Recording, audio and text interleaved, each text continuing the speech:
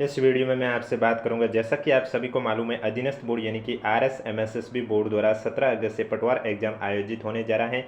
इस बीच आज के वीडियो में मैं आपसे बात करूंगा अधीनस्थ बोर्ड द्वारा 2024-25 में जितने भी एग्जाम आयोजित हुए हैं उनमें पूछे गए साइंस सब्जेक्ट के MCQ प्रश्नों के पार्ट 2 की चर्चा करूंगा। अगर अभी तक आपने पार्ट फर्स्ट नहीं देखा है और इसके अलावा 2025 में पूछे गए कंप्यूटर के क्वेश्चन नहीं देखे हैं या फिर जीके के क्वेश्चन नहीं देखे जो कि अधीनस्थ बोर्ड द्वारा पूछे गए हैं, तो प्लेलिस्ट का लिंक नीचे डिस्क्रिप्शन में दिया हुआ, आप जाकर देख सकते हैं। डेली ये क्लास आपको इसी समय इस यूट्यूब चैनल पर देखने को मिलती है। वीडियो पसंद आए तो वीडियो को लाइक कीजिए, चैनल जरूर सब्सक्राइब कीजिए। देखो, आपका दो ही काम है, मैं हर वीडियो में कहता हूँ, एक वीडियो को लाइक करना और दूसरा वीडियो देखने के बाद कमेंट में ज़रूर बताना आपको ये सीरीज़ कैसी लगी, क्योंकि जब आप वीडियो पर लाइक करोगे, कमेंट करोगे, तभी तो हमें पता चलेगा कि आपको ये सीरीज़ पसंद आ रही है। अन्यथा हमको ऐसा ही लगेगा कि आपको सीरीज़ पसंद नहीं आ रही है और हम आपकी ये सीरीज़ कभी भी बंद कर सकते हैं। इसलिए ज़्यादा से ज़्यादा लाइक और कमेंट जरूर कीजिए और चैनल अगर अभी तक आपने सब्सक्राइब नहीं किया तो चैनल जरूर सब्सक्राइब कीजिए। आज के वीडियो में, जैसे कि कल मैंने आपको पार्ट फर्स्ट करवाया था साइंस सब्जेक्ट के क्वेश्चन, वे क्वेश्चन आपके स्टेनोग्राफ एग्जाम में 2024 में जो आयोजित हुआ था उसमें पूछे गए साइंस के क्वेश्चन थे।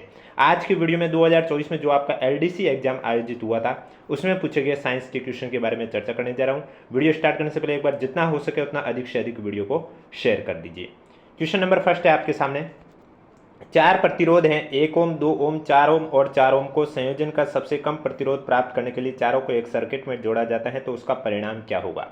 तो इसमें आपका जो करेक्ट आंसर है वो 0.5 ओम हो जाएगा, यानी कि ए आपका करेक्ट आंसर हो जाएगा। नेक्स्ट क्वेश्चन है आपके सामने। दो तंत्रिका कोशिका के मध्य खाली स्थान को क्या कहते हैं। तो इसमें आपका राइट आंसर हो जाएगा, दो तंत्रिका कोशिका के मध्य जो खाली स्थान है उसे कहते हैं सिनेप्टिक क्लेफ्ट, यानी कि बी आपका करेक्ट आंसर हो जाएगा। अगला क्वेश्चन है आपके सामने। उस कथन की पहचान करें जो कि कार्बन यौगिकों के लिए सत्य है। कार्बन यौगिकों के लिए कौन सा कथन सत्य है। पहला है कि वे कार्बन परमाणुओं की लंबी श्रृंखलाएं बनाते जो शाखा और वलय संरचनाओं में व्यवस्थित होते, यह बात सही है। दूसरा है वे विद्युत के अच्छे संवाहक होते, ये गलत है।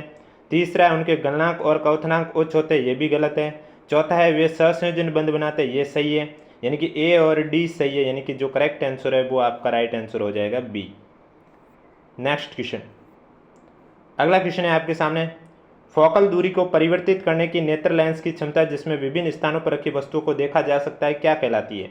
तो इसमें आपका राइट आंसर हो जाएगा, फोकल दूरी को परिवर्तित करने की नेत्र लेंस की क्षमता जिसमें विभिन्न स्थानों पर रखी वस्तुओं को देखा जा सकता है, इसे कहते हैं समंजन क्षमता या पावर ऑफ एकोमोडेशन, यानी कि करेक्ट आंसर आपका हो जाएगा बी आपका राइट आंसर हो जाएगा।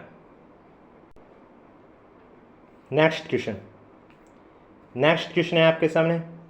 सर्किट में लघु सर्किटिंग तब होता है जब, तो सर्किट में लघु सर्किटिंग कब होता है, जब आपके लाइव तार और न्यूट्रल तार एक दूसरे से सीधे संपर्क में आते हैं, सी आपका करेक्ट आंसर हो जाएगा। Next question. अगला क्वेश्चन है आपके सामने। सुमिलित कीजिए, एक साइड भौतिक मात्रा है और दूसरी साइड मापने की इकाई है, आपको सुमिलित करके करेक्ट आंसर बताना है। विद्युत धारा की बात करें तो विद्युत धारा की जो मापने की इकाई है वो क्या हो जाएगा, तो इसमें हो जाएगा आपका कूलाम प्रति सेकेंड। इसके बाद है आपका प्रतिरोधकता, प्रतिरोधकता में हो जाएगा वोल्ट प्रति एम्पियर। शक्ति में आपका क्या हो जाएगा, वोल्ट एम्पियर, और आवेश में हो जाएगा एम्पियर इंटू सेकेंड, यानी कि करेक्ट आंसर आपका हो जाएगा ए।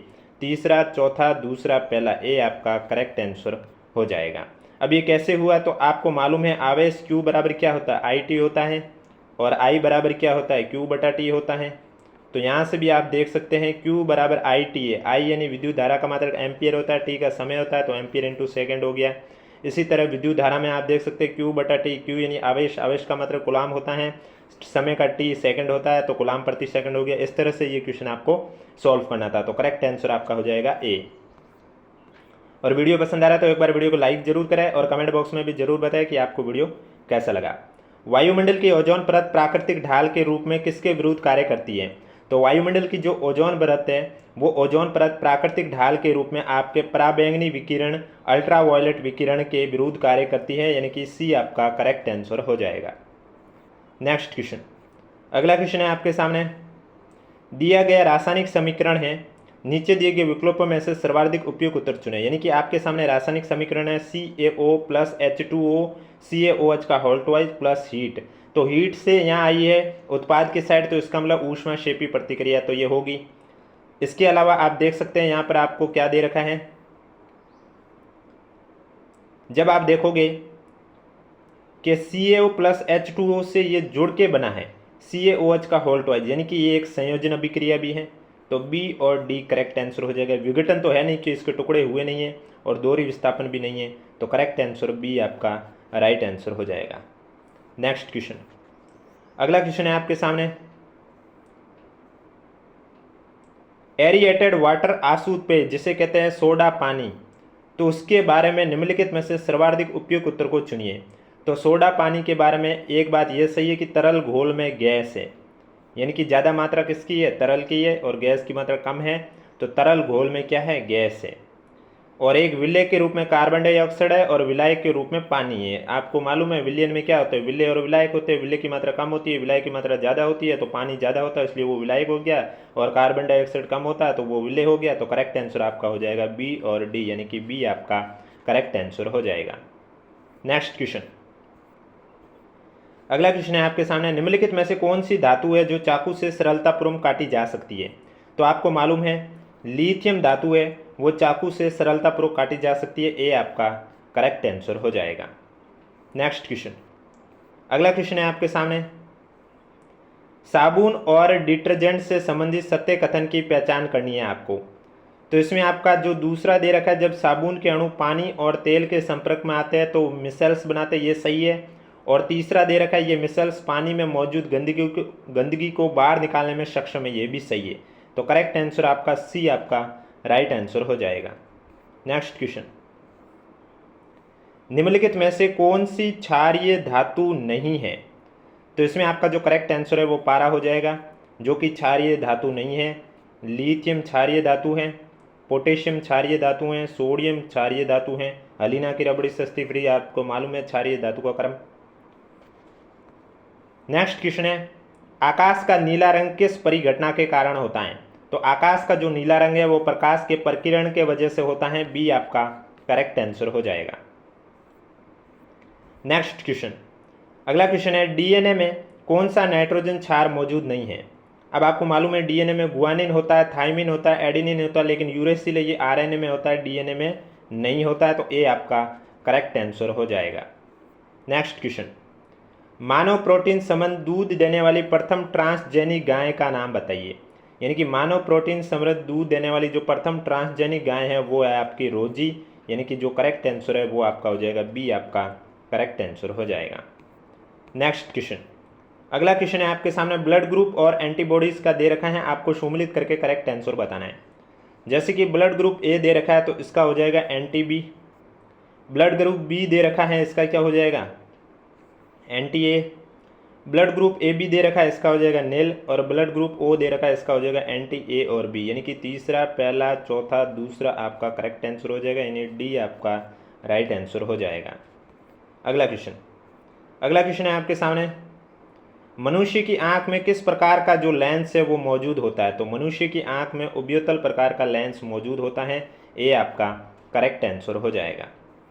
नेक्स्ट क्वेश्चन है, कोयले जलाने से कार्बन डाइऑक्साइड बनना एक प्रक्रिया है, कोयला जलाने से कार्बन डाइऑक्साइड बनता है, ये आपकी ऑक्सीकरण प्रक्रिया है, क्योंकि ऑक्सीजन बड़ा CO2 बना है तो ऑक्सीकरण प्रक्रिया है, सी आपका करेक्ट आंसर हो जाएगा। नेक्स्ट क्वेश्चन, अगला क्वेश्चन है, नीचे दिए गए पोषक चक्रों में से कौन सा चक्र अवसादी प्रकार का होता है, सेडिमेंट्री प्रकार का होता है। तो सल्फर और फास्फोरस चक्र है, ये आपका अवसादी प्रकार का होता है, यानी कि डी आपका करेक्ट आंसर हो जाएगा। सल्फर और फास्फोरस SP ट्रिक से भी आप इसको याद कर सकते हैं। और अगर अभी तक वीडियो को लाइक नहीं किया तो एक बार वीडियो को लाइक जरूर करें, चैनल भी जरूर सब्सक्राइब कीजिए, कमेंट बॉक्स में भी जरूर बताएं कि आज का वीडियो आपको कैसा लग रहा है। निम्न को उनकी खाद्य श्रृंखला में प्राथमिक उपभोक्ताओं के रूप में चयन करें और सर्वाधिक उपयुक्त विकल्प को चयन कीजिए। तो इसमें आपके जो खाद्य श्रृंखला में प्राथमिक उपभोक्ता के रूप में टिड्डा, हिरण, गन्ना, तना, भेदक, बी आपका करेक्ट आंसर हो जाएगा। नेक्स्ट क्वेश्चन, अगला क्वेश्चन है आपके सामने, निम्नलिखित में से कौन सी तकनीक फॉरेंसिक विज्ञान में पहचान करने के लिए उपयोगी तरीका है। और फॉरेंसिक विज्ञान में पहचान करने के लिए उपयोगी तरीका है DNA फिंगरप्रिंट, यानी कि बी आपका करेक्ट आंसर हो जाएगा। नेक्स्ट क्वेश्चन, अगला क्वेश्चन है आपके सामने, एक साइड रोग है और एक साइड कारक जीव है, सुमिलित करके करेक्ट आंसर बताना है। तो फाइलेरियासिस में हो जाएगा बुचेरेरिया, न्यूमोनिया में आपका हो जाएगा हेमोफिलस इन्फ्लुएंजा, मलेरिया में आपका हो जाएगा प्लाज्मोडियम, और टाइफाइड में हो जाएगा साल्मोनेला टाइफी। चौथा, पहला, दूसरा, तीसरा, यानी कि सी आपका करेक्ट आंसर हो जाएगा। अगला क्वेश्चन है आपके सामने, निम्नलिखित में से कौन फैराडे के नियम का उपयोग करके यांत्रिक ऊर्जा को विद्युत ऊर्जा में परिवर्तित करता है? तो इसमें आपका इलेक्ट्रिक जनरेटर, देखो जनरेटर यांत्रिक ऊर्जा को विद्युत ऊर्जा में बदलता है, क्योंकि जनरेटर से हमें क्या मिलती है, लाइट मिलती है, और उसमें आप देख सकते हैं तो उसने हमें लाइट दी है, तो क्या किस में बदली है, वो विद्युत ऊर्जा में बदली है, तभी तो उसने लाइट दी है। और इसी तरह विद्युत मोटर जो होती है वो विद्युत ऊर्जा को यांत्रिक ऊर्जा में बदलती है। नेक्स्ट क्वेश्चन है आपके सामने, उस कथन की पहचान करें जो कि जंग लगने के संबंध में गलत है। तो इसमें पहला है कि लोहे की रोड पर पेंट का कोट जंग को रोकता है, ये बात सही है। हमें बताना है कि गलत कौन सा है। गैल्वेनाइज वाटर पाइप आमतौर पर घरों में प्रयोग नहीं होते, ये गलत है क्योंकि ये प्रयोग होते हैं। जंग लगना एक भौतिक परिवर्तन है, जंग लगना एक रासायनिक परिवर्तन है, ये भी गलत है, क्योंकि आपको मालूम है भौतिक परिवर्तन क्या, उत्क्रमणीय प्रक्रिया, यानी कि वो अगर दूसरी अवस्था से वापस पूर्व अवस्था में आ सकता है। लेकिन रासायनिक परिवर्तन है वो अनुत्क्रमणीय प्रक्रम, यानी कि एक बार उसकी अवस्था चेंज हो गई तो वो वापस पूर्व अवस्था में नहीं आ सकता है। यानी कि लोहे पर अगर जंग लग गई तो वो भी वापस लोहा सही नहीं हो सकता है। तो ये एक भौतिक परिवर्तन है जंग लगना, ये गलत दे रखा है। नमकीन पानी जंग की प्रक्रिया को तीव्र करता है, ये बात सही है। अब क्वेश्चन में पूछा उस कथन की पहचान करें जो कि जंग लगने के संबंध में गलत है। तो दूसरा और तीसरा यहाँ पर गलत है, यानी कि बी और सी आपका करेक्ट आंसर हो जाएगा डी, क्योंकि जंग लगना एक रासायनिक परिवर्तन है जबकि यहाँ भौतिक परिवर्तन दे रखा है, और गैल्वेनाइज्ड वाटर पाइप आमतौर पर घरों में प्रयोग किए जा सकते हैं। अगला क्वेश्चन है आपके सामने, सोडियम धातु को किसमें भंडारित की जाती है? तो सोडियम धातु है वो केरोसिन में भंडारित होती है, क्योंकि खुले में या फिर पानी में रही तो विस्फोट हो जाती है। इसका मतलब करेक्ट आंसर है वो आपका हो जाएगा ए। नेक्स्ट क्वेश्चन, जब एक विद्युत धारा प्रकाशित एल्यूमिनियम की छड़ को चुंबकीय क्षेत्र में रखा जाता है तो छड़ का विस्थापन सबसे अधिक तब होता है जब विद्युत धारा की दिशा चुंबकीय क्षेत्र की दिशा के समकोण पर होती है, यानी कि बी आपका करेक्ट आंसर हो जाएगा। नेक्स्ट क्वेश्चन, निम्नलिखित में से कौन सा ट्रांसजेनिक जीव का नतीजा नहीं है? तो इसमें आपका राइट आंसर हो जाएगा पूसा स्वर्णिम, जिसे करण राय कहते हैं, ये आपके ट्रांसजेनिक जीव का नतीजा नहीं है, डी आपका करेक्ट आंसर हो जाएगा। नेक्स्ट क्वेश्चन, अगला क्वेश्चन है आपके सामने, अमीबियासिस को किस रोगों के रूप में वर्गीकृत किया गया है? तो इसमें आपका राइट आंसर हो जाएगा अमीबियासिस को प्रोटोजोअन रोगों के रूप में वर्गीकृत किया गया है, ए आपका करेक्ट आंसर हो जाएगा। नेक्स्ट क्वेश्चन,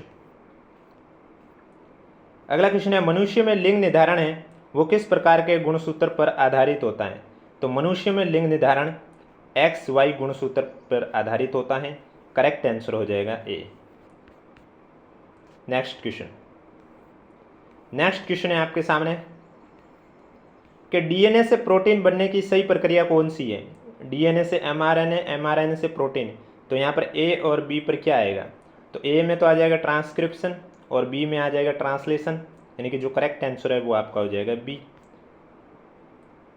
नेक्स्ट क्वेश्चन, अब एग्जाम में अगर कंफ्यूज हो जाओ आप इस क्वेश्चन में कि पहले ट्रांसलेशन आएगा या ट्रांसक्रिप्शन आएगा, तो आप छोटा सा आपको यहाँ क्लू मिल रहा है, जैसे कि आप देख सकते हैं एमआरएनए और प्रोटीन में पीछे ई आ रहा है, और आप देख सकते हैं ट्रांसक्रिप्शन और ट्रांसलेशन, इन दोनों में देखा जाए तो ये आपका जो ट्रांसलेशन है ये प्रोटीन्स के पीछे उच्चारण से थोड़ा मिलता जुलता है, बस ऐसे ही आप याद कर सकते हैं। नेक्स्ट क्वेश्चन, एक साइड विटामिन है और दूसरी साइड उनके उपयोग है, सुमिलित करके करेक्ट आंसर बताइए। विटामिन ए से आपको मालूम है नेत्रों को स्वस्थ रखता है, विटामिन सी है रोगों के विरुद्ध लड़ने में शरीर को सहायता देता है, विटामिन डी है हड्डियों और दांतों के लिए शरीर में कैल्शियम में सहायता करता है, और विटामिन के ये ब्लड क्लोटिंग, यानी कि तीसरा, चौथा, पहला, दूसरा आपका करेक्ट आंसर हो जाएगा, सी आपका राइट आंसर हो जाएगा। अगला क्वेश्चन है आपके सामने, जैसा कि मेंडल द्वारा अध्ययन किया गया निम्नलिखित में से कौन सा बगान की मटर के प्रमुख गुण नहीं है? तो इसमें आपका राइट आंसर हो जाएगा अंतिम पुष्प स्थिति है, यह बगान की मटर के प्रमुख गुण नहीं है। हरी फली का रंग है, फूली हुई फली का भी है, पीले बीज का रंग भी है, बी आपका करेक्ट आंसर हो जाएगा। नीचे दो कथन दे रखे हैं, आपको बताने हैं विकल्प में से सही कथन कौन सा है। पहला है कि एकल कोशिका प्रोटीन पशु और पौधों के पोषण के लिए प्रोटीन का एक विकल्प स्रोत है, ये गलत है। दूसरा है स्पिरुलिना एकल कोशिका प्रोटीन में से एक है जो प्रोटीन, खनिज और विटामिन आदि के समृद्ध स्रोत के रूप में कार्य कर सकता है, परंतु इसकी वृद्धि पर्यावरण प्रदूषण में वृद्धि करता है, ये भी गलत है। जब दोनों कथन असत्य है तो बी आपका करेक्ट आंसर हो जाएगा। नेक्स्ट क्वेश्चन, अगला क्वेश्चन है आपके सामने, प्रोपेनॉल क्या है? प्रोपेनॉल आपका एक एल्कोहल है, डी आपका करेक्ट आंसर हो जाएगा। नेक्स्ट क्वेश्चन, उस कथन की पहचान करें जो कि दीर्घ दृष्टि दोष वाले नेत्र के लिए सही नहीं है। अब देखो, दीर्घ दृष्टि दोष जिसे हाइपरमेट्रोपिक कहते हैं, नेत्र का निकटतम बिंदु सामान्य निकटतम बिंदु से 25 सेंटीमीटर से अधिक दूर है, ये बात सही है। उपयुक्त क्षमता के उत्तल लेंस का उपयोग कर दोष को ठीक किया जा सकता है, ये भी बात सही है। प्रकाश किरणें रेटिना के सम्मुख केंद्रित होती है, ये बात गलत है। व्यक्ति आसपास की वस्तुओं को स्पष्ट रूप से नहीं देख पाता, ये भी सही है। तो सी आपका करेक्ट आंसर हो जाएगा। नेक्स्ट क्वेश्चन, विडाल परीक्षण है, ये किसकी पुष्टि करता है? विडाल परीक्षण है, ये आपके टाइफाइड बुखार की पुष्टि करता है, बी आपका करेक्ट आंसर हो जाएगा। नेक्स्ट क्वेश्चन, किसी बिंब का वास्तविक तथा समान साइज का प्रतिबिंब प्राप्त करने के लिए बिंब को उत्तल लेंस के सामने कहाँ रखा जाना चाहिए? तो इसमें आपका जो करेक्ट आंसर है वो हो जाएगा, किसी बिंब का वास्तविक तथा समान साइज का प्रतिबिंब प्राप्त करने के लिए बिंब को उत्तल लेंस के फोकस दूरी के दुगुनी दूरी पर रखा जा सकता है, बी आपका करेक्ट आंसर हो जाएगा। तो ये थे आज के साइंस के वे सारे क्वेश्चन जो कि एलडीसी एग्जाम 2024 में पूछे गए हैं। डेली ये क्लास आपको इसी समय इस यूट्यूब चैनल पर देखने को मिलेगी, इसलिए अगर अभी तक आपने चैनल सब्सक्राइब नहीं किया तो चैनल जरूर सब्सक्राइब करें, नोटिफिकेशन भी ऑन रखें और कमेंट बॉक्स में भी हमें जरूर बताएं कि आज की क्लास आपको कैसे लगी, क्योंकि आप वीडियो को लाइक करोगे, कमेंट करोगे, तभी हमें पता चलेगा कि आपको वीडियो कैसी लग रही है। अन्यथा हमें क्या पता चलेगा कि हम ऐसे ही करवाते जा रहे हैं और आपको पसंद भी नहीं आ रही है। तो इसलिए ज़्यादा अगर आपने सपोर्ट भी नहीं किया तो ये सीरीज़ भी बंद हो जाएगी, इसलिए अधिक से अधिक सपोर्ट कीजिए, वीडियो लाइक कीजिए, कमेंट कीजिए। और इसके अलावा अगर अभी तक आपने हमारा टेलीग्राम चैनल ज्वाइन नहीं किया है तो लिंक नीचे डिस्क्रिप्शन में दिया हुआ, आप जाके ज्वाइन कर सकते हो।